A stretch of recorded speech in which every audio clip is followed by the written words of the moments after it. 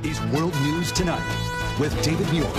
Good evening, and we begin tonight with several breaking stories. The dangerous winds moving into the east, Georgia, right up through Washington, D.C., New York to Boston tonight, gusts up to 50 miles per hour. So Lee Goldberg is standing by. But we begin tonight with President Trump's tariff whiplash. In a major reversal in the trade war he ignited with Mexico and Canada, he now says he'll pause many of his tariffs for another month.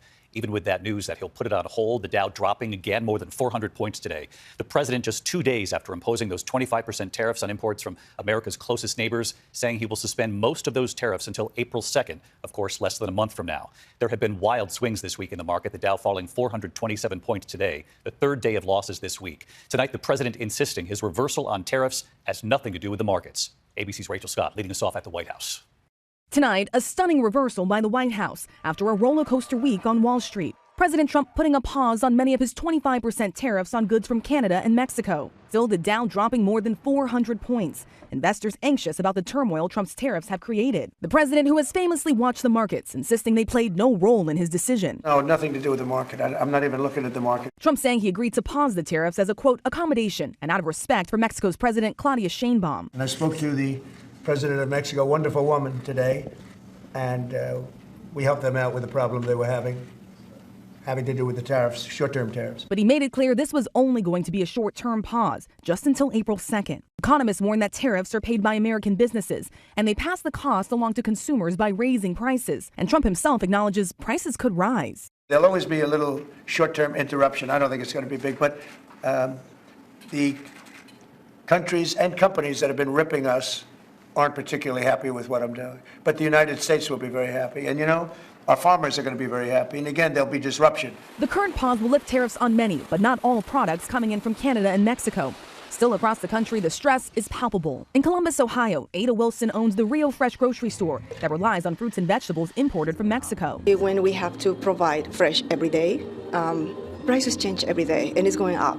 So we're trying to not raise our prices, but it's affecting the business. In Riverside, California, Matt Obrey sells lumber used to build homes, much of that wood imported from Canada. He says when the cost of lumber goes up, so does the price of a new house. You could see $10,000 to $15,000 added on to the framing cost of a house, easily. Because there's so many different items that we do buy from Canada. Trump making it clear today this is only a short-term pause. It comes after he granted a one-month pause to the big three American automakers who complained the tariffs would devastate the industry. And I said, look, I'm going to do it, but that's it. Don't come back to me after the April 2nd. I don't want to hear from you after April 2nd. We're not going to be doing it anymore. And it comes despite his promise to voters that he would tackle inflation on day one and quickly bring down the cost of living. We will end inflation and we will make America affordable again. Starting on day one, we will end inflation and make America affordable again. The White House is hoping that this move will calm some of the instability in the markets, but the president has made it clear he is moving forward with those tariffs next month. So the big question tonight, how much impact will this pause have when businesses are already bracing for impact anyway, David? Rachel Scott leading us off tonight. Rachel, thank you. Next tonight, the dangerous winds as we're on the air tonight. 70 million Americans under high wind alerts from Georgia up through D.C., Philadelphia, New York City. Boston tonight could see 50-mile-per-hour wind gusts. Lee Goldberg standing by with the forecast. Stephanie Ramos with the storm right before these winds. Tonight, millions in the Northeast on alert for high winds after a wild night of storms that flooded streets and snapped trees.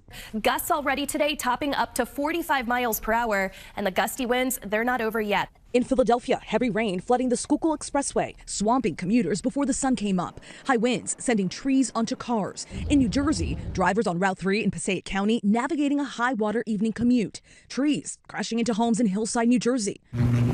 Power lines sizzling on the pavement. After that tree landed on her home, this doorbell camera showing a stunned Sabrina Chase dashing outside with her son as neighbors came to check on them. It felt like an earthquake or something, like it shook the whole house, and I didn't know I thought the roof was going to cave in on us, so I just picked them up and ran as fast as I could out the house. And now a new storm in the west, threatening to dump feet of snow. Officials in Utah's Cottonwood Canyons shutting roads so they can prepare hillsides and prevent avalanches.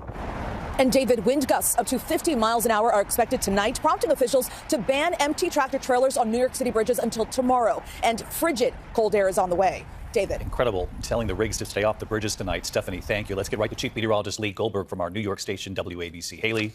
Hey, David, and those whipping winds complicating things over the waterlogged ground. We could topple more trees over the next 24 hours. We have wind alerts from Georgia all the way to the northeast into tomorrow, even a high wind warning over parts of Massachusetts. Wind gusts from New York back to Altoona already gusting 35 to 45 miles an hour. And as we go through the day tomorrow, the winds will peak here in New York midday, but we could have 50-mile-per-hour gusts in Boston, nearby Worcester, maybe 60-mile-per-hour gusts. Out west, it's heavy rain in Southern California, but heavy snow in the mountains. Up to 3 feet of snow as we go into the Rockies as the storm begins to spread eastward tomorrow. Ultimately, this will be moving into the Midwest. We could have a few inches of snow in Nebraska all the way into Iowa, even a dusting to a couple of inches in Chicago. The storm will weaken after that. David? Lee Goldberg back with us here tonight. Lee, thank you. We're also following